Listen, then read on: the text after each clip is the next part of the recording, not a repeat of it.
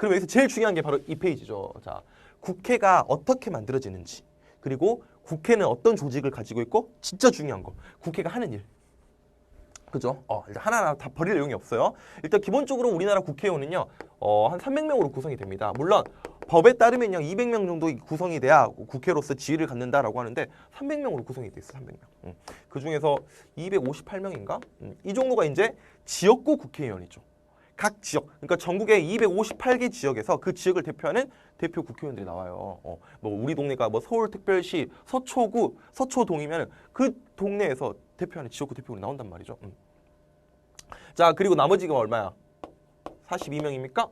42명이 이제 뭐 지역구 대표의원, 비례대표 국회의원 이렇게 말을 하는데, 지역구 대표의원과 비례대표 국회의원은요, 각각 국회의원이지만 선출하는 방식이 다르다라고 했어. 말 그대로 258명인 이 지역구 대표의원은요, 투표를 통해 그 지역에서 가장 많은 표를 얻은 사람, 그 지역에서 가장 많은 표, 1등만 당선이 되는 거예요. 그 사람이 이제 지역구 대표의원이 온 거고, 나머지 42명은요, 비례대표라 그래가지고 이거는요, 정당을 지지시켜가지고 그 정당의 지지도를 국회의원 의석수에 반영한 제도야.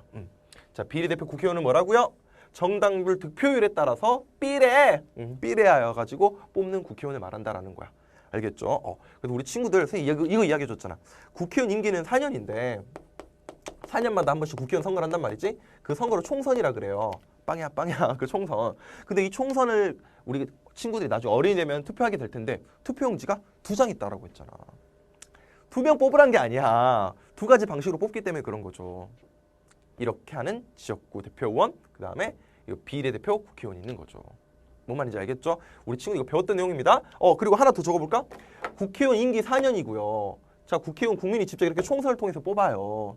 그 다음에 국회의원은요, 몇 번까지 할 수 있을까? 1번이야, 2번이야, 3번이야, 여러 번이야. 여러 번이라고 했어. 그래서 우리 이렇게 했죠? 여러 번 할 수 있다. 연임이 가능하다. 가능하다. 대한민국의 14대 대통령이었던 14대입니까? 김영삼 대통령 전 대통령께서 무려 9선 출신이야. 9선. 9번 국회의원 당선되신 분이란 말이야.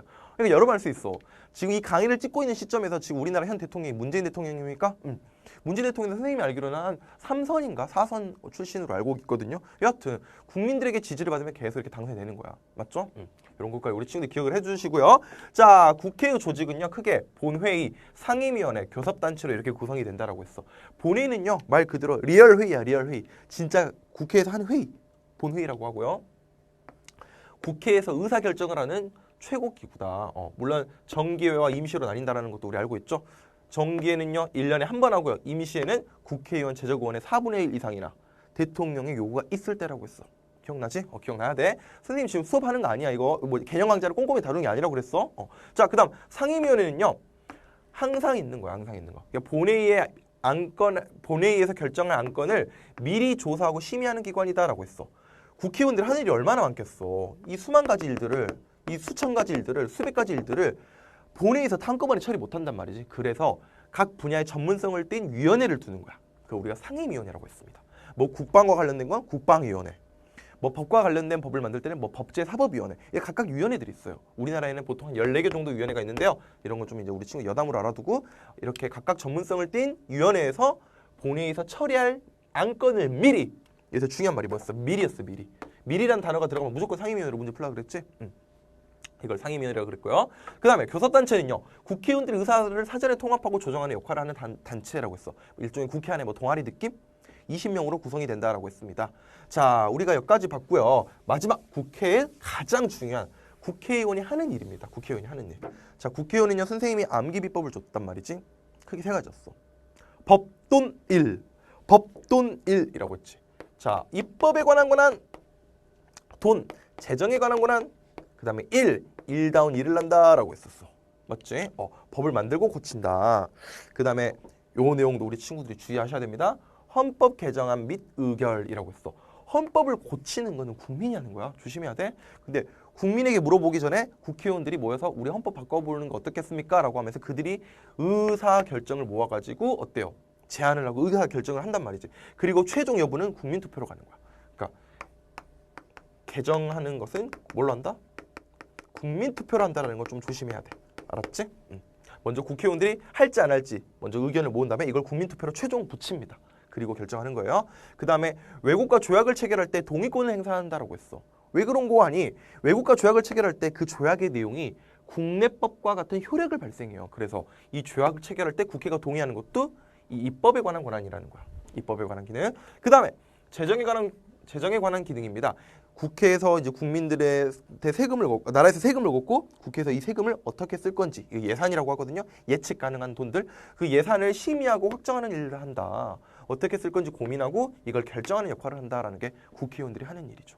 또한 결산 심사라 그래가지고 그 예산의 집행 여부를 잘 했는지 마지막까지 심사하는 역할도 국회가 하는 거야. 오, 많이 한다라고 했죠? 그래서 법, 돈, 일, 법에 관한 일, 돈에 관한 일, 일다운 일을 한다라고 했어. 일다운 일이 뭐야? 그렇지. 바로 국정을 견제하는 이런 일을 한다라는 거죠. 국민의 대표기관이기 때문에 이 입법부는요. 행정부를 견제하기도 하고요. 사법부를 견제한다라고 됐어. 맞죠? 그래서 국정감사, 국정조사 이런 역할은 행정부 감사하는 역할이 되겠고요. 주요 공무원의 임명 동의권 행사하는 거. 뭐 예를 들어서 대통령이 대법원장, 헌법재판소장 딱딱 임명하려고 그럴 때 자기 마음대로 임명할 수가 없어. 국회의 동의를 얻어야 되거든. 이런 것들. 동의권 행사하는 거. 맞죠? 그 다음에 탄핵 소추하기 전에 탄핵 결정이 되기 전에 국회의원들이 탄핵을 하겠다라고 의사 결정을 모아가지고 의결할 수 있어요. 물론 최종 결정은 우리 친구들이 익히 알다시피 헌법재판소에서 하는 거죠. 우리나라 현대사에서 좀 불행한 일이 있었잖아요. 전 대통령이 이렇게 탄핵다는 사태가 있었지만 바로 탄핵된 게 아니라 먼저 국회에서 탄핵하기로 결정을 하고 마지막 할지 안 할지는 헌법재판소에서 결정하는 거거든. 그러니까 국회의원들이 먼저 탄핵소추 의결이라고 하고 결정 그 여부는요 헌법재판소에서 한다는 걸 우리가 주의해야겠죠. 맞죠? 요 내용이 우리 친구들이 가장 중요한 내용이었습니다. 국회 내용 중에서는.